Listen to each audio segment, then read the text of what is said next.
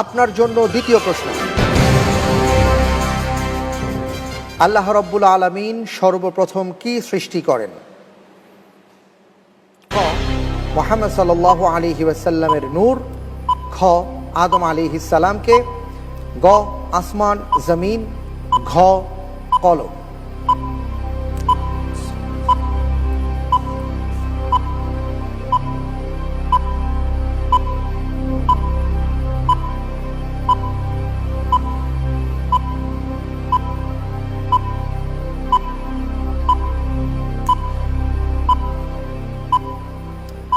জি, আলহামদুলিল্লাহ। আল্লাহ সুবহানাহু ওয়া তাআলা পৃথিবীর সৃষ্টি জগতের মধ্যে সর্বপ্রথম কলম সৃষ্টি করেছেন।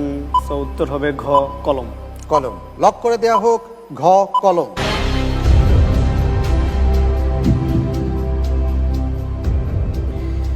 আপনি বলছেন কলম। সারা জীবন বিভিন্ন মানুষের কাছে শুনে এসেছি নূরে মুহাম্মদ। মুহাম্মদ সাল্লাল্লাহু আলাইহি সাল্লামের নূর।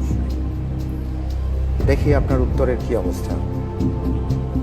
আপনি যে উত্তরটি দিয়েছেন, আল্লাহ তাআলা সর্বপ্রথম কলম সৃষ্টি করেছেন, আপনার উত্তরটি সঠিক হয়েছে। আলহামদুলিল্লাহ। আলহামদুলিল্লাহ, আপনাকে মোবারকবাদ জানাচ্ছি।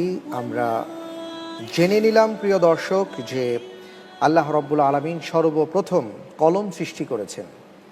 এ প্রসঙ্গে আমাদের মাঝে কথা বলার জন্য আমি অনুরোধ জানাচ্ছি, বিশেষজ্ঞ প্যানেলে রয়েছেন মোহতারাম মাওলানা আবুল কালাম আজাদ আল আজহারি।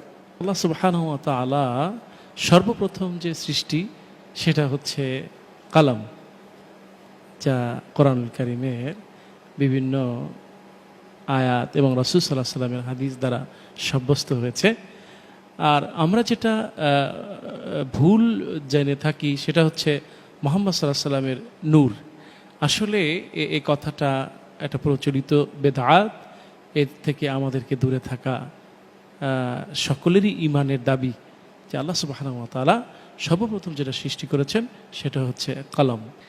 এটাই দালালাত করে যে আল্লাহ সুবহানাহু ওয়া তাআলা শিক্ষাকেই মানুষের সৃষ্টির আগেই শিক্ষাকে আল্লাহ প্রাধান্য দিয়েছেন। অনেক অনেক ধন্যবাদ আপনাকে। আলহামদুলিল্লাহ, আমরা জেনে নিলাম মূল বিষয়টি যে আসলে অনেক ভুল এমন আছে আমাদের প্রচলিত সমাজে যার কোনো ভিত্তি নেই। পরের প্রশ্নে যাবো ইনশাআল্লাহ। ইনশাআল্লাহ। ইনশাআল্লাহ তাআলা। আপনার জন্য এবারের প্রশ্ন।